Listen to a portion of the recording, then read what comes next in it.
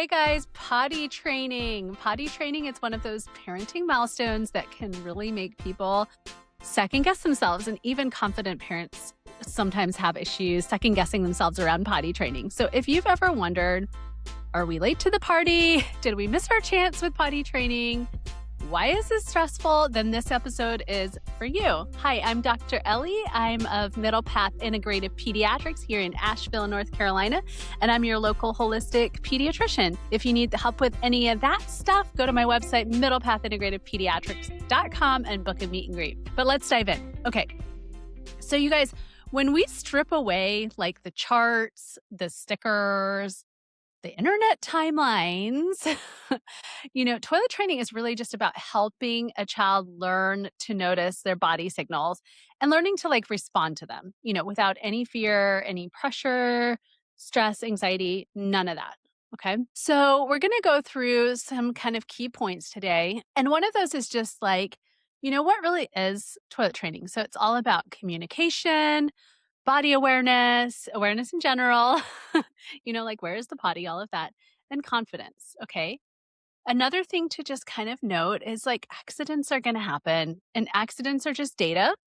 They're not signs of anybody not doing well at potty training or failing to potty train. It's just data that we can take from and learn from. Another thing to kind of notice is your own kind of emotional regulation around it. So this is a really key point. So a lot of times with kids, they really just pick up on our own emotions.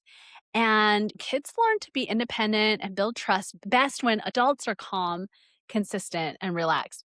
So if you're noticing oh my goodness, I'm having a lot of tension around the process, a lot of stress around the process, I'm dysregulated today, something else is going on in my life and it's just causing me a lot of anxiety, it may not be the day to potty train. Maybe it's the day to just kind of let it go, regroup, and try again the next day. Another thing to realize is bladder and bowel control is a neurologic process. So I get this question a lot of times around bedtime wetting.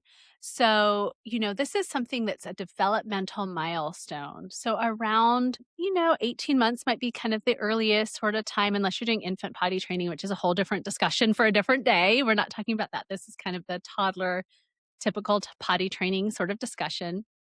But around that time, kids start becoming kind of more aware of their bodies and more able to control their bladder and their bowels, okay? But nighttime pottying develops a little later. In fact, 15% of 8-year-olds are still not trained at night. So that develops much later. But daytime training, usually around toddlerhood. Another thing to kind of really remember, you guys, is about emotional readiness. So some people have kids that are completely physically ready. And we'll talk about what all those signs are a little later, but they're completely physically ready. They can do it, but they're just a little stressed around it. They're not sure about the potty. Maybe they're anxious about there's a monster in the potty.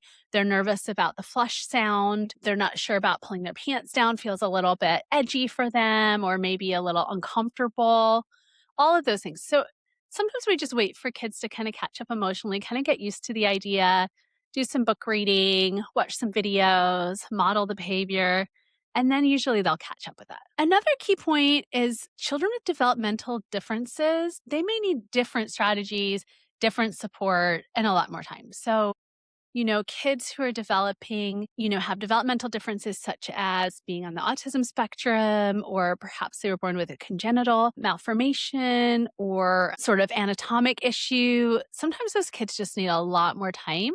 But it doesn't mean to say they won't get it. And we're going to talk about some of those strategies too. All right, let's dive into when is your kid ready? This is a question I get all day long.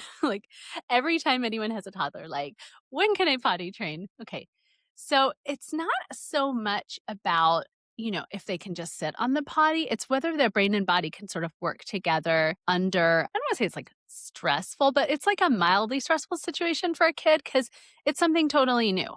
So it's something for us that we do just every day, no big deal. For them, it's a big deal. They're totally learning a new skill. And it's not just one skill. Sometimes we think of potty training as well, you just go to the bathroom and then you flush and then it's done. There's all kinds of steps. So it's where's the potty located? Do I have to go potty? Do I have to go pee or do I have to go poo? I've got to take my pants down. Oh, I've got to sit down. I've got to go to the bathroom and relax. I have got to wipe, pull up, wash hands, These are all steps. Flushing. So these are all little steps that we can break potty training down into. And those are all successes, right? So it's not just like, oh, they did the whole task and it's a success. It's like, oh my goodness, you recognized you had to go to the potty and you went to the bathroom. Maybe you didn't actually use the potty this time. That's fine. But you knew where to go. That's a huge success for a kid, and it's definitely worth celebrating that win. Now, physically, kids typically need to be able to stay dry in their diaper for at least 2 hours just to make sure that they are able to actually physically potty train. So if they're still not dry in their diaper for at least 2 hours, they're probably not ready, and I would just wait a few more weeks to months and then try again.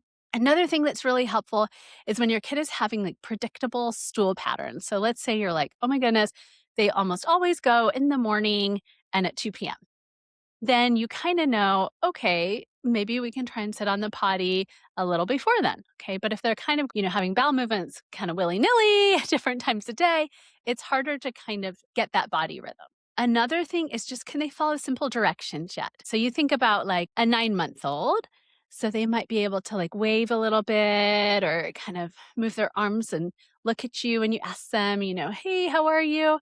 All of those things. But if you said, hey, can you walk over there and sit down? Probably not. That'd be a very advanced 9-month-old. So we just want to make sure that developmentally they've kind of learned to have that receptive language that allows them to understand what you're asking. And that just depends on development in general. It doesn't mean that anyone's delayed. Most kids kind of develop all the skills, but sometimes it can be a little bit longer for some kids and a little bit quicker for others. And then, of course, if there's children with developmental differences, then sometimes it can take a little bit longer for them to understand those things. Another thing to look for as far as readiness goes, are they able to be aware or indicate in some way that they're wet or have a dirty diaper? So sometimes it's as simple as they're able to sign to you. They may not even know the words yet, but they have the sign, like sign language, or you see that they're like, oh my goodness, every time they are wet, they kind of wiggle and you can sort of tell and you can ask them like, are you wet? And they're able to kind of nod and say yes. Sometimes they hide behind the couch and you know that they know that they have a dirty diaper. Other kids are more verbal and they're actually able to tell you like, I'm wet, I have a dirty diaper, things like that. So as long as they're kind of more aware, that's a good sign. Whether they're able to communicate that with you verbally or non-verbally doesn't matter, but some kind of cue. All right. Things to kind of just like let go of, you guys. The myth of like, we don't want to wait too long or they'll never potty train. Usually that's not true. Sometimes kids will have power struggles and things like that. Most kids will learn to potty train in their own time. So don't get too stressed about that. Like if your friend's baby learned at 18 months, but your baby's 2.5, that doesn't mean they won't learn. Daycare, potty training specifically for daycare, I understand the need. I get it. Like, I'm not saying you don't have to, that they have to be trained and all of that. What I'm saying is, if you have the option to train on your child's own time rather than training to a daycare deadline, that generally works a lot better because it's less pressure for you. It's less pressure for them. There's not like anxiety around it or stress around it. So if you're able to kind of let that go and just train in your child's own time, that most likely will work a little better. Okay. Constipation. We really need to talk about this and we're going to talk a lot more about this a little bit later, but a lot of times with kids, when they're constipated, they still go every day, but they're having painful poop or they're having poop that's hard to push out or it's hurting their bottom when they go. Or it's coming out as like pebbles or, kind of chunks rather than the soft brown banana. Okay. Really hard to train a kiddo who's constipated. It tends to lead to holding behaviors. And once kids start holding, they start having more painful poops. And we're going to talk about that later. And it's a vicious cycle. So don't assume that constipation is just going to like fix itself. Better to work on that first before trying to potty train. Okay. So chronic constipation is actually one of the biggest reasons that I see in my practice that toilet training isn't going well, and it can become pretty darn stressful. So let's talk about constipation just for a quick minute. So under normal circumstances, what happens is the poop moves into the lower part of the bottom, the rectum, and the body starts to kind of take some fluid out of it. Okay, so normally the poop is kind of liquidy. Sorry for the graphic. But it is, it's kind of liquidy, like above that part of the colon. And then it moves down and then it kind of dries out a little bit. And that's where you get those like soft brown bananas that come out. Now, if a kiddo has one poop that was a little bit hard, usually what happens is they remember. Okay. And they remember for a long time. And sometimes what they'll actually do is then hold the poop for several days. So, what happens in that scenario, the body just keeps pulling water out of that poop and it gets drier and it gets harder and it gets bigger. And then they try to go to the bathroom and it's very painful. It hurts. And they say, well, I'm not doing that again. Why would they want to go? Right. So we really, really need to focus on digestion, on nutrition, and on helping kids have those nice, soft poops. Because if stool is like hard or painful or infrequent at all, children, in my experience, will avoid the potty at all costs, even if they're, ready to go. Okay. Or sometimes you'll get kids that associate the potty with pain, but then they'll only go in their diaper because they think the diaper is safe. And if you need help with that at all, go to my Tiny Tummies guide. I'll link that at the end. It's completely free for you guys so that you can learn how to help your kiddos have great digestion and support their regular, comfortable stools so that toilet training doesn't have to be like a painful experience. All right. So let's talk about digestion and gut comfort. So if a kiddo has kind of gotten into a stool withholding pattern, it's protective. It's not that they're trying to, be difficult or anything like that. It's a protective mechanism. And a child who's uncomfortable is really not able to relax their body enough to kind of release the poop. So we want to avoid developing these associations of, pain equaling like fear of pain equaling like fear of the potty. And the gut brain connection plays a big role in that. So, this is where we want to have some good foundational supports. And what are those foundational supports? Okay, hydration. Now, I know we talk about this all day long, right? But as I always say, you guys, supplements are supplemental. Okay, and we only want to have supplements if needed when the foundational supports aren't enough. And if we don't have the foundational supports at all, adding a bunch of supplements isn't the answer. Okay, so really, as simple as it sounds, it's so important and so complex. So hydration is really, really, really key. I'll give you an example. So this actually wasn't my patient, but this was another person's patient who I was working with closely at the time. Was a baby that wasn't pooping. Was a toddler that wasn't pooping. I think, but once every 1 or 2 weeks, if I remember correctly. And gosh, it just seemed like parents had tried everything and had been to different pediatricians and all of that. And my friend actually did a blood test to test for their hydration level. And the child was so dehydrated that it was showing on this blood test at this point. And that's why the child wasn't able to use the bathroom. Okay. So if we don't have enough water, the poop gets really hard. So ask your holistic pediatrician about the exact amounts for your child's age. But in general, for most toddlers, I usually find they're not getting quite enough and usually need another 8 or 12 ounces if they're constipated per day of water. And when I say hydration, I wish that, other liquids equaled water, but it doesn't. It's kind of like us with like adults where we're like, well, I had a coffee. That's like water. No. I wish that it was, but it's a diuretic, so it's like actually dehydrating. So we really want to focus on water. And sometimes you could crush up like some cucumber in it or crush up like a little bit of fruit at the bottom just to encourage the drinking and all of that. But we don't want to be doing like a ton of fruit juice for other reasons. Yes, it will help temporarily with constipation because it draws sugar into the colon. So sometimes we use it for short-term use for kids who are constipated. That said, it's not like a good long-term solution because obviously if we're having high sugar drinks, and fruit juice is one of them, that can lead to chronic health problems like diabetes and difficulties with weight and blood sugar issues and insulin resistance and all of those ickies that we never want our kids to get. So we really want to focus on water. Okay? All right. Fiber. Okay. So There are a lot of, I don't know, fancy packages in the supermarket nowadays where you see like, this is the best health food ever, and here are the 10 ingredients that make it amazing. And it's got like that beautiful box. And you're like, great, I've done it. Yes. And those foods usually tend to be not as healthy as we think. So we really want to focus on fiber from whole foods. Okay. What does that mean? The veggie word, you guys. And I know, I know y'all can tell me, but my toddler will not eat. Okay.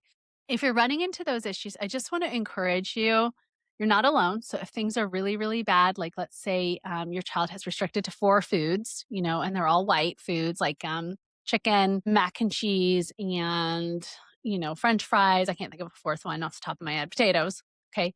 That's extreme. So that does need to, you most likely need to have a conversation with your holistic pediatrician about that. And determine if there's further interventions that need to be done. A lot of times, people in those situations need a lot of support from a feeding therapist. And if you need one of those, I'm going to link an episode with Stephen Kempler, who's a great feeding therapist who can talk all about SOS feeding. So check that one out. Now, that said, if you're not in that boat, it's usually more along the lines of food jags, which is pretty common for toddlers. So try your best to not panic too much. Just keep introducing those healthy whole foods over and over. Don't give up. We never want to turn into like a short order chef. So we're really trying to avoid a situation where a kiddo is like, well, I don't want the healthy, lovely item that you made me, the blueberries and the carrots and the little turkey roll up or whatever it may be that you've made. Okay. And then you're like, oh goodness, they haven't eaten. What else could I give them? And now you're like pulling your hair out by like the 4th meal that you've made. Okay. We really want to just like continue to kind of offer those foods over and over again. Um, Again, this is not to discount anyone who's having extreme feeding issues. That's a different story. And you definitely need to go check out that episode with Stephen. But this is like kids that are just kind of going through food jags or they're testing limits a little bit. Now, if you're kind of like, well, we're not in this like, category where my kid is really restricting, but we're having some trouble. Sometimes what you can do is you can actually link foods. So what that means is, let's say your kid loves edamame. Okay. So some kids really love popping those little edamame pods and getting the little edamames out of there. Obviously, everything needs to be age appropriate, right? So we need to make sure nothing's a choking hazard for toddlers. So maybe that's not the best example, but let's say you mash it up or something like that. And they love their mashed up edamame. Okay. It's green, it's mushy, it's, a little bit creamy. And you're like, okay, but what else could I give them that's kind of similar? Like peas are green and creamy and I can mash those up. Okay. So sometimes you can be like this food is very similar to this other food. Let's see if we can try it. Now, every kid's going to have 1 or 2 things that they just kind of dislike, and that's fine. But in general, we want to make sure we still keep offering whole foods. So we want to avoid the situation where we're buying like bars and puffs and crackers and, not that you can't have a little bit here and there. I'm all about the 80-20 rule. We don't want to create a situation where people are really stressed around food. That said, we really want to get like the bananas and the apples and the applesauce and the oranges, the blueberries. We want polyphenols in the diet, flavonoids. We want micronutrients like vitamin A, which is a great antioxidant from carrots, vitamin C from the citrus, which is also a great antioxidant, prevents tissue damage in the body. We want the dark leafy greens for all of the iron and everything like that.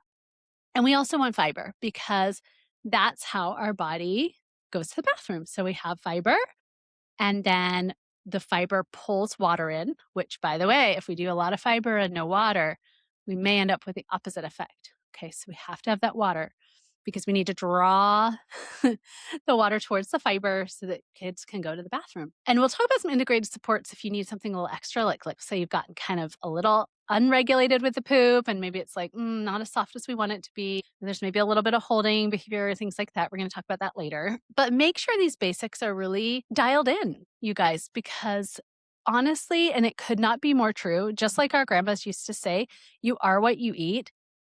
Imagine this. Okay. Let's say you are building homes and you're building your own home and you go and you talk to the builder or the construction person. You can tell I'm not in construction because I'm not sure what they're called. General contractor, is that right? Does anyone know? Just message me if you know. And they were like, hey, you know what we're going to do? We're going to build your house out of gummy bears and goldfish crackers. You would just like look at them like they were the most crazy person in the entire world, right? You would just be like, I'm going to go ahead and like maybe call like the board of contractors. I don't know who these people are, but I'm saying you would not hire that person, right? And yet we're expecting our bodies to build the things that we need, our muscles, our tissues, our brain chemicals, our hormones, our ability to focus with things that aren't food, right?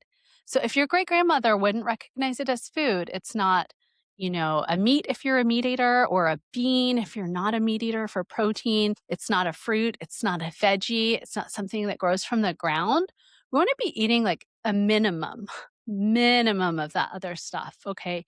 Because for the most part, it's not the best. Okay, guys, stay tuned for next week's conversation about potty training, where I continue the conversation and give you great tips, tricks, and hints all about holistic potty training. Look for that episode coming out next week.